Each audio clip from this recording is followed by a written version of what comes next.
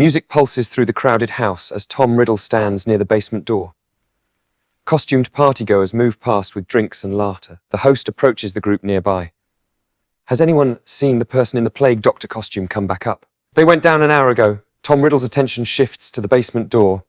The door is slightly ajar. Music continues from the main party rooms, but the basement stairs are dark.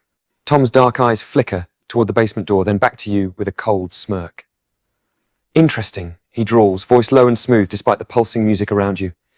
Tell me, love, are you one for ghost stories? Or do you prefer your horrors real? A shiver of laughter passes through a nearby group, but his gaze remains fixed on you, amused and calculating. The basement door creaks slightly in the silence between beats of music. Curious things tend to happen when people go looking for trouble, he adds. Though I suppose that depends on whether or not you enjoy surprises. The lights flicker briefly as Tom steps closer, his shadow stretching unnaturally long against the wall. His tone drops to a mocking whisper. Now, wouldn't it be delicious if that basement swallowed someone whole tonight? Though I suspect he tilts his head toward the door with feigned curiosity. You're too clever to go poking around alone, aren't you, pet? A loud thump echoes from below just as the beat drops in whatever terrible pop song is currently playing upstairs. Tom doesn't even flinch. What do you suppose that was? You ask. Tom's lips curve into a slow, unsettling smile as he studies your reaction. Depends, he murmurs. Do you believe in monsters, darling, or just careless partygoers? A gust of cold air suddenly drifts up from the basement steps, odd for such a packed, overheated house. His fingers tap idly against his thigh as if counting something unseen. But really, he continues with mock sweetness, why speculate when we could simply take a look? His dark eyes glint with dangerous amusement. Unless fear has better plans for you tonight. You answer.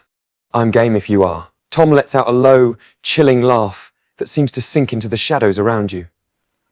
Brave little thing, aren't you? He purrs, stepping closer until the faint glow from the party lights barely catches the sharp angles of his face. His voice drops to a whisper laced with dark amusement. Very well, let's see what your bravery tastes like when it's tested. With an almost elegant motion, he pushes the basement door fully open. The darkness beyond yawns like a throat, swallowing all sound but their breathing, and... Was that another thud from below? After you, he murmurs. Unless you'd prefer I go first.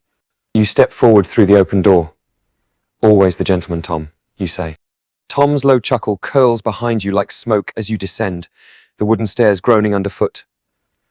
Oh, darling, he murmurs, voice dripping with false sweetness. Gentlemen don't follow fools into basements. Lucky for you. His fingers brush lightly against the small of your back, cold even through your costume. I'm not one. The air grows thick with dust and something metallic.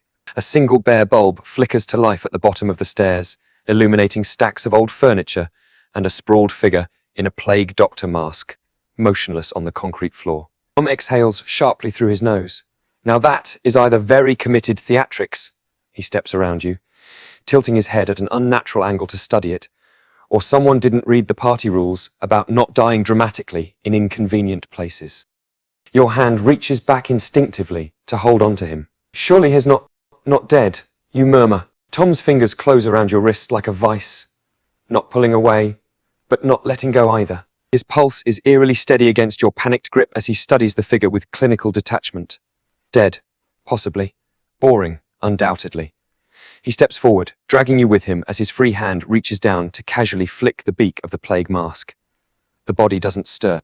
When he straightens, there's something unsettling in the way his shadow stretches too long across the floor, like it's grinning without him. Disappointing, he sighs, twirling a fake dagger prop between his fingers that definitely wasn't there moments ago. If you're going to haunt a party, at least commit to some proper screaming. Tom suddenly stiffens, his grip on you tightening imperceptibly as his eyes lock onto something behind you. The temperature drops sharply, your breath visible in the air now. Oh, this is amusing, he murmurs, voice laced with dark delight. You turn to follow his gaze, only to see another figure in an identical plague doctor costume standing motionless at the far end of the basement. Then another by the shelves, and another near the stairs, all perfectly still, until their heads snap toward you in unison with a sickening crack of bone. Tom's chuckle vibrates against your shoulder as he leans in. Told you we should have brought popcorn. You shift closer to him and pull out your wand. Tom's laugh curls through the basement like a blade as you brandish your wand, his fingers trailing up to lightly pinch your wrist, not stopping you, just savoring the pulse hammering beneath your skin. Adorable, he purrs, but magic won't save you from bad party etiquette, darling. The Plague Doctor clones lurch forward in perfect sync, except for one. The original body on the floor twitches violently before standing with jerky puppet motions. Tom observes them all with something between boredom and predatory interest as they circle closer. A breath of icy laughter escapes him when they freeze mid-step, the shadows suddenly stretching unnaturally long from his feet to swallow theirs whole. Honestly, he sighs at their frozen forms, if you're going to haunt someone. His fingers brush yours to lower your wand with eerie gentleness, then yank you backward into a wall of darkness that wasn't there a second ago, as the clones collapse into piles of moths and rotting fabric. The basement vanishes as the shadows swallow you both, reappearing abruptly in the moonlit backyard, party noise distant now.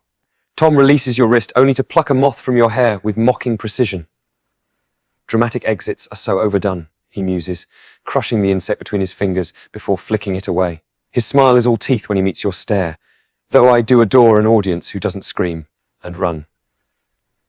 A shriek erupts from inside the house, another Plague Doctor spotted near the punch bowl. Tom's sigh is theatrical as he straightens his sleeves. Shall we go educate these imitations on how to properly haunt a party? Or would you rather? His fingers graze yours, chillingly warm despite the night air. Find out what else I can make disappear. Tom's fingers suddenly clamp around yours, pressing something cold into your palm, a silver pocket watch that ticks unnaturally fast. His voice drops to a velvet whisper as the party sounds distort around you both. Careful now. Time itches when you play with it. A crash comes from the house as 3 more Plague Doctors burst through a window in perfect sync, only to freeze mid-lunge when Tom flicks his gaze toward them. Their masks crack like eggshells, revealing hollow darkness inside. He tisks, leaning so close his breath ghosts your ear. Pathetic. If you're going to haunt me, the clones disintegrate into ashes at your feet. At least make it fun. Tom's smirk sharpens as the last remnants of the doppelgangers dissolve into shadow. The pocket watch in your palm suddenly stops ticking, its hands frozen at midnight. Tick-tock, darling, he murmurs, plucking it back with a flourish. Seems we've overstayed our welcome.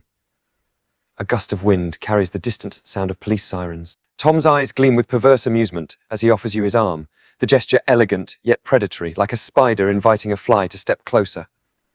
Shall we vanish before the dull mortals arrive? Or, his thumb brushes your pulse point. Would you rather stay and explain why we're covered in moth dust and poor decisions? Time to go, you say.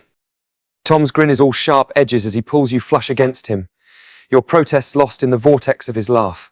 Hold tight, love. The world lurches sideways. Colours smear into impossible hues before reforming, not in the backyard, not even on solid ground, but atop the roof of a neighbouring house, overlooking the chaos below. Police lights swirling around panicked partygoers, and was that Matteo being escorted out in handcuffs? Tom clicks his tongue with mock sympathy. Brothers, truly endless disappointments. His fingers trail up to tilt your chin toward him instead, eyes black with more than just moonlight. Now, about that disappearing act I promised. Tom watches your hesitation with predatory amusement, his fingers curling around yours in a grip that's more threat than comfort. The rooftop gravel crunches underfoot as he steps closer, deliberately backing you toward the edge where the 2-story drop yawns behind you. Afraid of heights, darling? His voice is silk over steel as he tugs you flush against him, close enough to feel his heartbeat, or lack thereof, through your clothes. Don't worry, I'd never let you fall. A pause. Then his free hand snaps up to catch something mid-air, a single playing card. The King of Hearts, with its eyes gouged out. He tisks, without making it fun first. The last echoes of the party fade as Tom releases your hand with a final, lingering brush of his fingertips, cold even through the charged air between you. His smirk is a blade in the moonlight. Until next time, little moth, he purrs, stepping backward off the roof's edge without looking, falling into shadows that swallow him whole before he even hits the ground. Left, in your palm, a single playing card, the Queen of Hearts, now bleeding ink, the phantom press of teeth against your pulse point, and across town, every mirror in Mattheo's police holding cell spiderwebbing at once. The rooftop is silent except for the distant wail of retreating sirens. The card in your palm smoulders briefly before disintegrating into blackened ash, the only trace left of him. Somewhere in the dark, a clock strikes 13. Your move, little moth.